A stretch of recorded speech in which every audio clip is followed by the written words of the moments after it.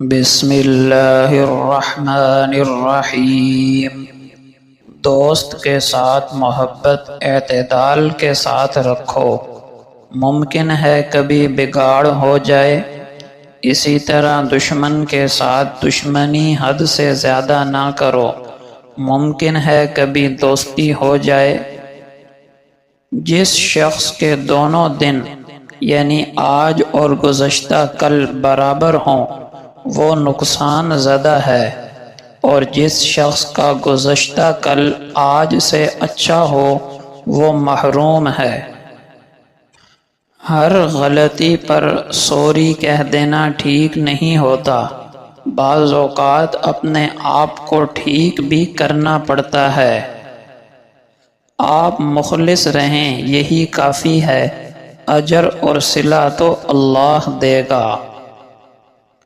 تمہارے نفس کی تربیت کے لیے اتنا ہی کافی ہے کہ تم ان چیزوں سے دوری اختیار کرو جو تمہیں دوسروں میں بری لگتی ہیں۔ اگر ہم زبان کی پھیلائی ہوئی مصیبتوں کا جائزہ لیں تو معلوم ہوگا کہ خاموشی میں کتنی راحت ہے۔ اگر آپ کو اچھے لوگ میسر نہیں ہیں تو آپ اچھی کتابیں پڑھ لیا کریں، جہاں آپ بغیر کسی دقت کے دنیا کے خوبصورت ذہنوں کو محسوس کر سکتے ہیں، بہترین لوگوں سے ملاقات کر سکتے ہیں، ہر اس فرد سے مستفید ہو سکتے ہیں جس سے عام زندگی میں ملاقات کرنا ممکن نہیں۔ راستے میں پڑا بھاری پتھر کمزور آدمی کے لیے رکاوٹ بن جاتا ہے، لیکن طاقتور انسان اس پر پیر رکھ کر دوسری طرف کود جاتا ہے۔ یہی مثال مشکلات کی ہے۔ محنت پسند لوگوں کے لیے تمام مشکلات آسان ہو جاتی ہیں۔ توپ کوئی نہیں چلاتا، پتھر کوئی نہیں مارتا، یہ باتیں ہیں، صرف باتیں جو گھروں میں دراڑیں ڈالتی ہیں، ان کو توڑتی ہیں، رشتے کاٹتی ہیں۔ سب سے بڑی جنگ تنہا بیٹھے شخص کا اپنے خیالات سے لڑنا ہے۔ ایسا فائدہ نہیں بلکہ سراسر خسارہ ہے جو دوسروں کے نقصان کا باعث ہو۔ امانت سے رزق میں اضافہ ہوتا ہے اور خیانت سے افلاس اور فقر آتا ہے۔ عاجزانہ دعا سے بڑھ کر کوئی وظیفہ نہیں۔ خوش اخلاقی پر خرچ کچھ نہیں ہوتا، لیکن فائدے اس کے بہت ہیں۔ محبت اور غصے میں اصل حقیقت نظر نہیں آتی۔ شہرت نہیں کرتی فیصلے شخصیت کے، کردار بتاتا ہے کہ انسان کیسا ہے۔ اچھی کتابیں اور سچے دل ہر کسی کی سمجھ میں نہیں آتے۔ لوگوں سے یوں میل جول رکھو کہ اگر مر جاؤ تو تم پر روئیں، اور اگر زندہ رہو تو تمہارے ملنے کے مشتاق رہیں۔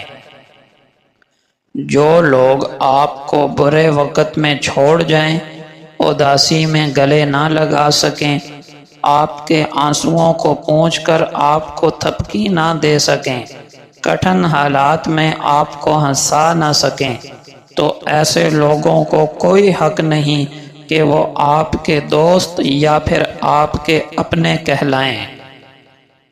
علم عمل کو آواز دیتا ہے، اگر وہ جواب دے تو ٹھہر جاتا ہے، ورنہ کوچ کر جاتا ہے۔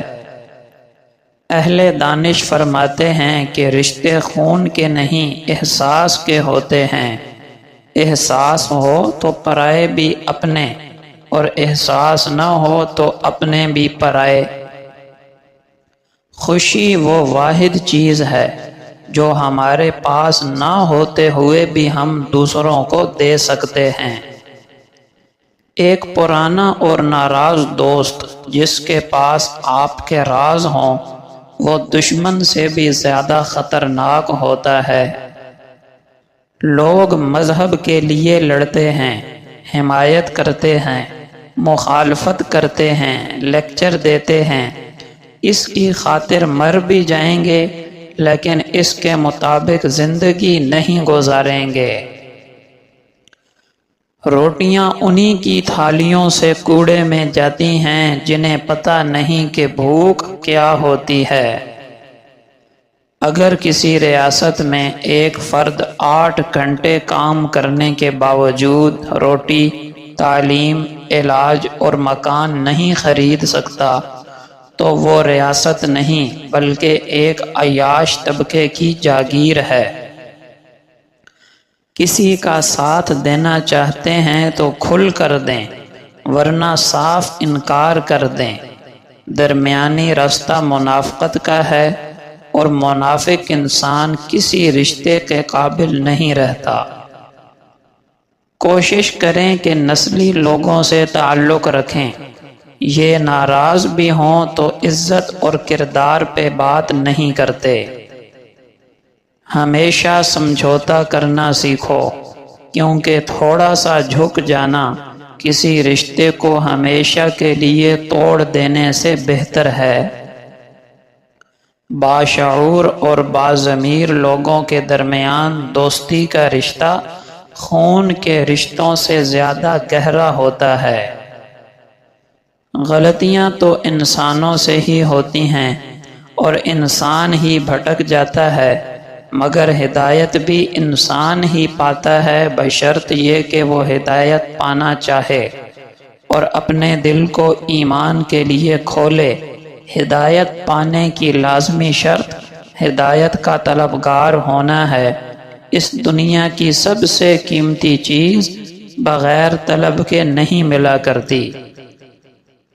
قرآن پاک کی دوستی لازوال دوستی ہے جو قبر کے اندھیروں سے لے کر پل صراط کی سختیوں تک آپ کا ساتھ نہیں چھوڑے گی۔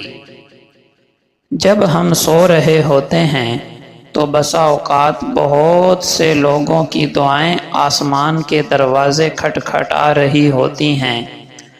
کسی فقیر کی جس نے ہم نے مدد کی تھی، یا کسی بھوکے کی جسے ہم نے کھانا کھلایا تھا، یا کسی غم زدہ کی جسے ہم نے خوشی دی تھی، یا کسی مقروض کا قرض ادا کرنے میں مدد کی، یا بیمار کی دوائی لینے میں مدد کی، یا کسی مصیبت زدہ کی جس کی مصیبت میں ہم کام آئے تھے۔ لہٰذا کسی بھی نیکی کو معمولی نہ سمجھیں، یہ نیکیاں ہمارے اندھیرے راستوں میں روشنی کا باعث بنتی ہیں۔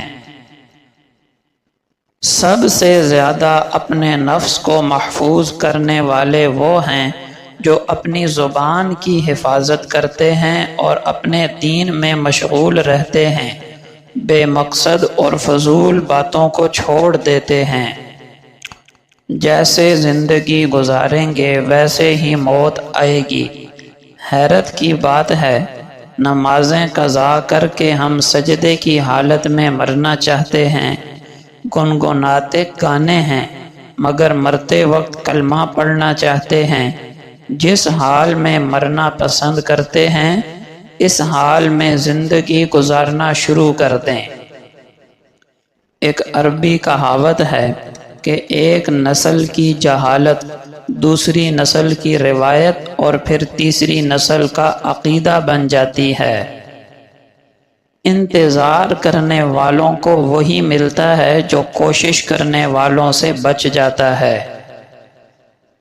انسان کے آنسو اس وقت مقدس ہوتے ہیں جب وہ کسی اور کے دکھ اور تکلیف کو دیکھ کر نکلیں۔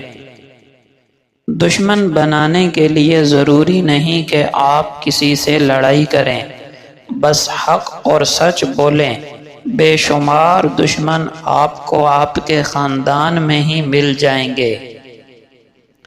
کہتے ہیں کہ عورت کا کوئی گھر نہیں ہوتا، جبکہ حقیقت یہ ہے کہ عورت کے بغیر کوئی گھر ہی نہیں ہوتا۔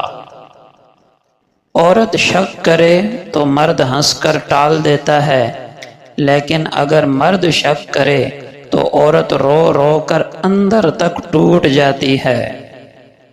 بہترین عورت وہ ہے جو شوہر کی موجودگی میں عورت اور شوہر کی غیر موجودگی میں مرد بن جائے۔ مرد آنکھیں نیچے نہیں کرنا چاہتا، عورت پردے کو جہالت سمجھتی ہے، مگر تعجب ہے کہ دونوں کو عزت اور احترام کی تلاش ہے۔ ماں تب بھی روتی تھی جب بیٹا کھانا نہیں کھاتا تھا، اور ماں آج بھی روتی ہے جب بیٹا کھانا نہیں دیتا۔ اللہ نے عورت کو مرد کی پیشانی سے نہیں بنایا کہ وہ مرد پر حکومت کرے، اور نہ ہی اسے اس کے پاؤں سے بنایا کہ وہ اس کی غلامی کرے، بلکہ اس کی پسلی سے بنایا تاکہ اس کے دل کے قریب رہے۔ پیارے رسول کی پیاری باتیں۔ فرمایا اللہ سے زیادہ کوئی غیور نہیں، اسی لیے اللہ نے بے حیائیوں کو حرام کیا، خواہ ظاہر میں ہوں یا پوشیدہ۔ جب کوئی قوم عہد توڑتی ہے تو ان میں قتل عام ہوتا ہے، جب کسی قوم میں فحاشی عام ہو جاتی ہے تو اللہ تعالیٰ ان پر موت کو مسلط کر دیتا ہے، جب کوئی قوم زکوٰۃ کی ادائیگی روک لیتی ہے تو اللہ تعالیٰ ان سے بارش روک لیتا ہے۔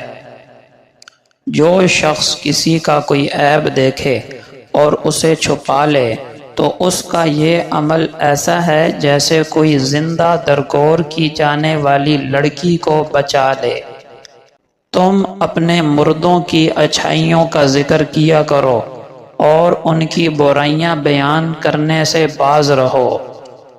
چغل خور جنت میں داخل نہیں ہوگا، رشتہ داروں سے تعلق توڑنے والا جنت میں داخل نہیں ہوگا، وہ شخص بھی جنت میں داخل نہیں ہوگا جس کی تکلیفوں سے اس کا ہمسایہ محفوظ نہ ہو۔ میت صدقے کو ترجیح کیوں دیتی ہے اگر وہ دنیا میں واپس لوٹا دی جائے تو؟ جیسا کہ قرآن کریم میں فرمایا، اے میرے رب، اگر مجھے تھوڑی دیر کے لیے واپس لوٹا دے تو میں صدقہ کروں اور نیک لوگوں میں شامل ہو جاؤں۔ یہ نہیں کہے گا کہ عمرہ کروں، نماز پڑھوں، روزہ رکھوں گا۔ علماء نے کہا ہے کہ میت صدقہ کی تمنا اس لیے کرے گی کیونکہ وہ مرنے کے بعد اس کا عظیم ثواب اپنی آنکھوں سے دیکھ لے گی، اس لیے صدقہ کثرت سے کیا کرو، بے شک مومن قیامت کے دن اپنے صدقے کے سائے میں ہوگا۔ رسول اللہ صلی اللہ علیہ وسلم کا پاک ارشاد ہے، اس شخص کا ہمارے ساتھ کوئی تعلق نہیں جو ہمارے بڑوں کا احترام نہ کرے، بچوں پر شفقت نہ کرے اور ہمارے علماء کا حق نہ پہچانے۔ آپ صلی اللہ علیہ وسلم کا پاک ارشاد ہے، تمہارے اندر ایمان پرانے کپڑے کی طرح بوسیدہ ہوتا رہتا ہے، اس لیے اللہ تعالی سے اپنے دلوں میں ایمان تازہ رہنے کی دعا کیا کرو۔ آپ صلی اللہ علیہ وسلم نے فرمایا، اپنے گھروں میں بھی نماز پڑھا کرو، انہیں قبرستان نہ بناؤ، یعنی نفل نماز۔ آپ صلی اللہ علیہ وسلم کا پاک ارشاد ہے، جو عورت خوشبو لگاتی ہے پھر کسی قوم کے پاس سے گزرتی ہے تاکہ اپنی خوشبو کا مظاہرہ کرائے، وہ زانیہ ہے۔ آپ صلی اللہ علیہ وسلم کا پاک ارشاد ہے، بیوہ عورت کا نکاح اس وقت تک نہ کیا جائے جب تک اس کی اجازت نہ لی جائے، اور کنواری عورت کا نکاح اس وقت تک نہ کیا جائے جب اس کی اجازت نہ مل جائے۔ صحابہ نے عرض کیا، یا رسول اللہ، کنواری عورت اجازت کیوں کر دے گی؟ آپ صلی اللہ علیہ وسلم نے فرمایا، اس کی صورت یہ ہے کہ وہ خاموش رہ جائے، یہ خاموشی اس کی اجازت سمجھی جائے گی۔ آپ صلی اللہ علیہ وسلم نے فرمایا، صدقہ دینے سے مال کم نہیں ہوتا، اور جو بندہ معاف کر دیتا ہے اللہ اس کی عزت بڑھا دیتا ہے، اور جو بندہ اللہ کے لیے عاجزی اختیار کرتا ہے اللہ تعالیٰ اس کا درجہ بلند کر دیتا ہے۔